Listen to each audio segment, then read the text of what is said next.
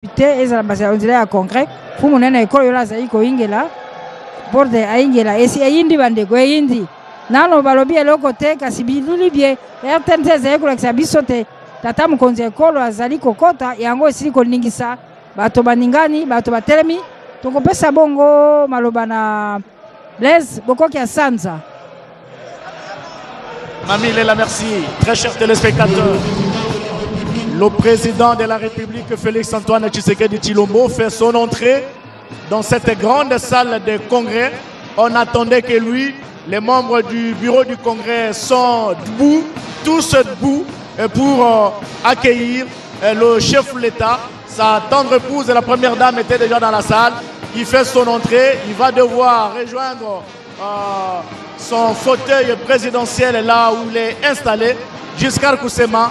D'un moment à l'autre, les choses sérieuses vont commencer. Mais il faut souligner que grâce aux efforts fournis par le président de la République, le budget de l'État, avec la première ministre et le gouvernement, le budget de l'État est passé de 16 milliards à 18 milliards aujourd'hui. Et le ministre d'État, ministre du budget, Meboji Sangara, nous dit qu'il est encore possible, l'année qui suit, de constater un accroissement détail grâce justement aux efforts dans la gestion du budget.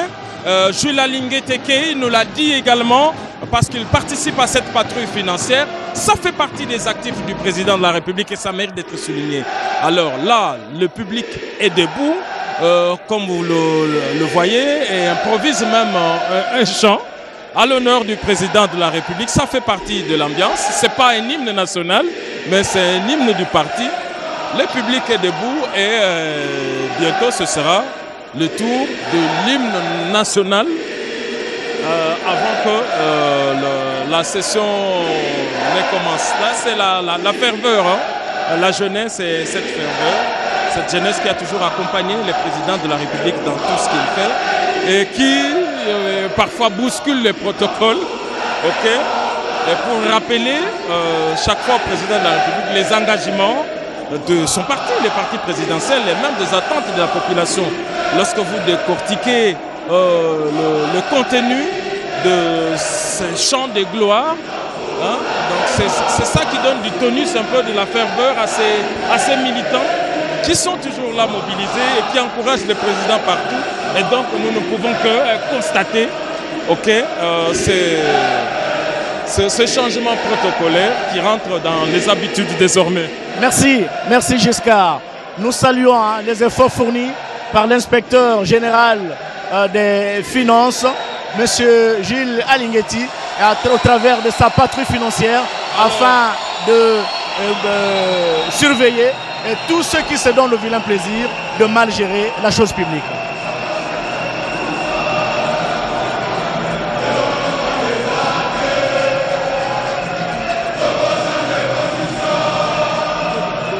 Je pense que bientôt, le président du Congrès, après cet accueil chaleureux, je crois que voilà, le président du Congrès va demander à la population de pouvoir s'asseoir. Alors, il n'y avait qu'un seul point, l'audition du discours.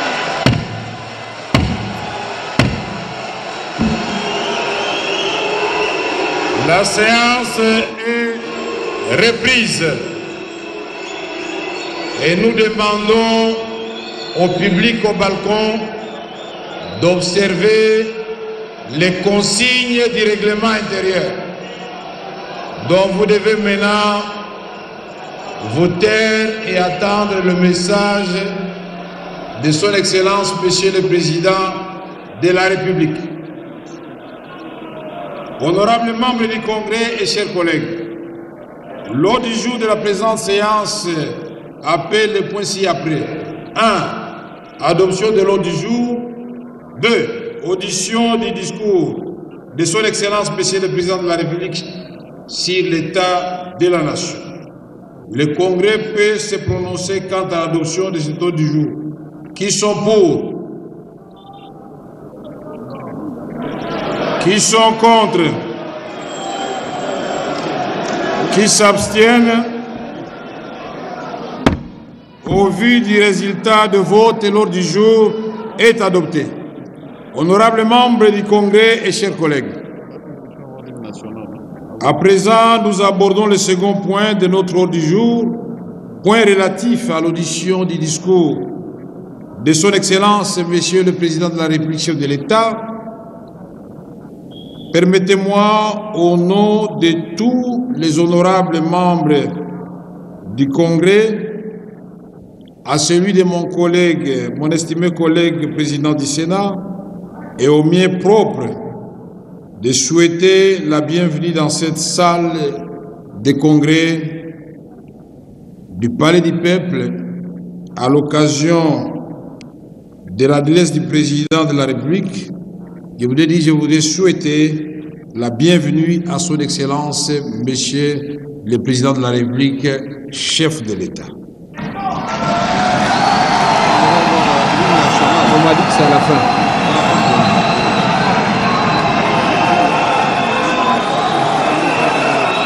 Excellence, Monsieur le Président de la République, chef de l'État, qu'il vous plaise de prendre la parole pour votre message à la nation. À la fin, je vous ai demandé. C'est à la fin, puisqu'on a chanté dehors, on chantera à la fin ici.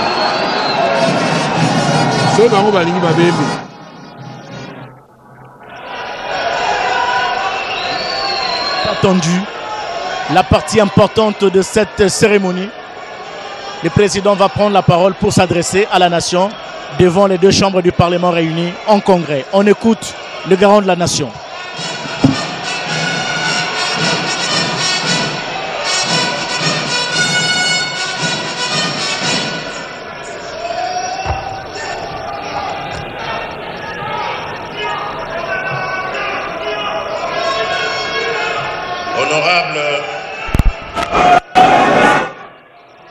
Honorable président de l'Assemblée nationale. Silence, s'il vous plaît. Silence, s'il vous plaît.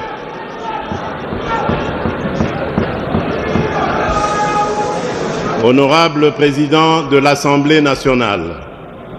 Honorable président du Sénat. Honorables députés nationaux et sénateurs, distingués invités, mesdames et messieurs, mes très chers compatriotes, le 20 janvier 2024, lors de ma prestation de serment pour ce second mandat à la tête de la République démocratique du Congo, j'ai pris devant notre peuple 6 engagements majeurs. Ces engagements se sont traduits en programmes ambitieux, en actions concrètes et en résultats déjà perceptibles.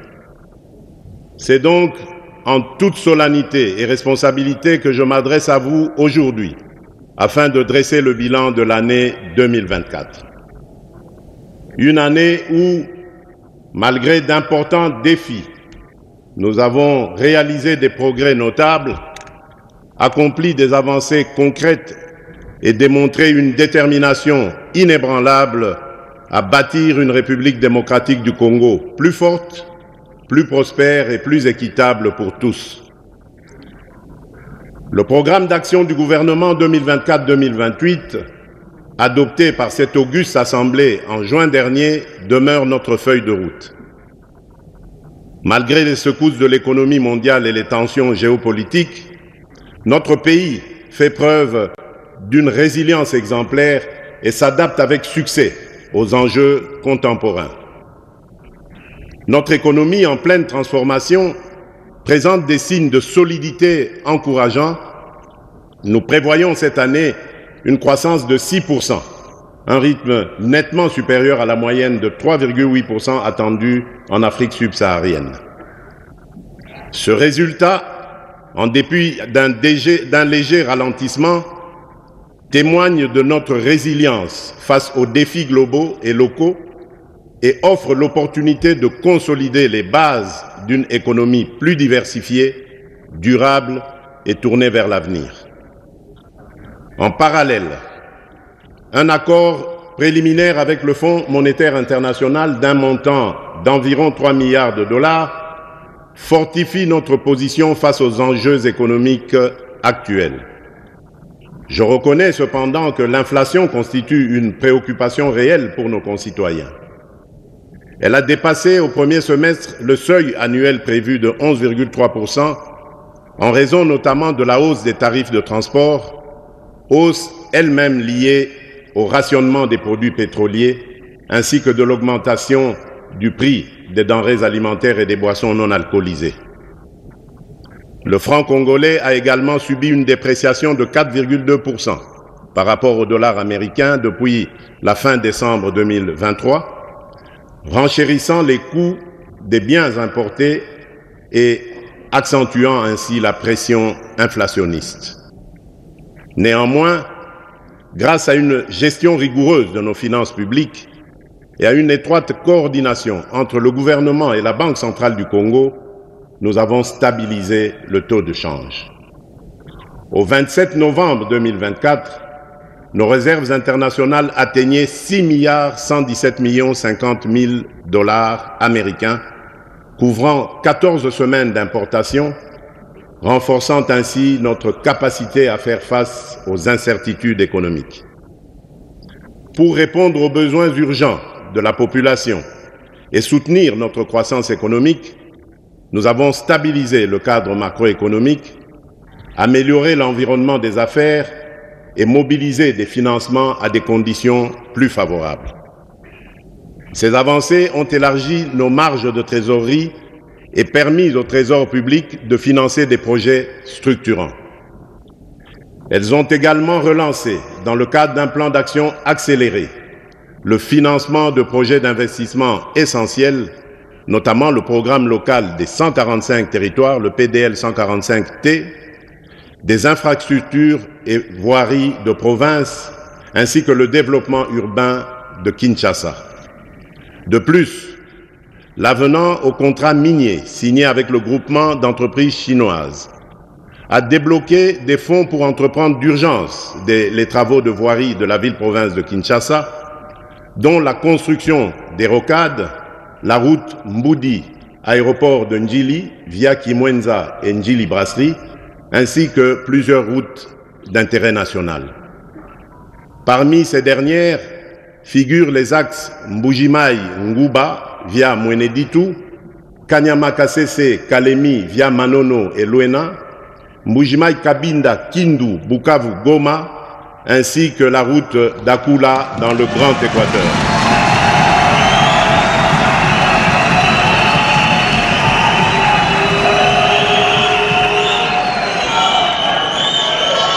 Cet avenant qui augure la deuxième phase du programme Minerais contre infrastructure permettra de doter notre pays des infrastructures routières de près de 7000 km reliant le nord et le sud, ainsi que l'est et l'ouest du pays, en passant par la grande région du centre.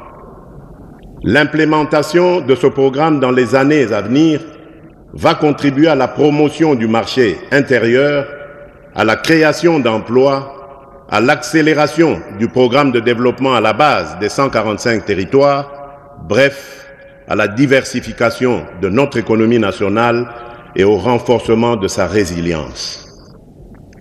Mes très chers compatriotes, il est vrai que la question de la vie chère s'invite aujourd'hui sur la table des décideurs que nous sommes. Je tiens cependant à rassurer la population. Dès la formation du gouvernement, après ma réélection, j'ai instruit la Première ministre de prendre des mesures urgentes pour protéger et renforcer le pouvoir d'achat des ménages. C'est dans cet élan que plusieurs mesures ont été prises, notamment la baisse des prix à la pompe, la stabilisation des prix des tarifs pétroliers et l'appurement des dettes des sociétés pétrolières. Concrètement, le jeudi 3 octobre 2024, dans la zone ouest, le litre d'essence est passé de 3 340 à 2 990,49 francs congolais.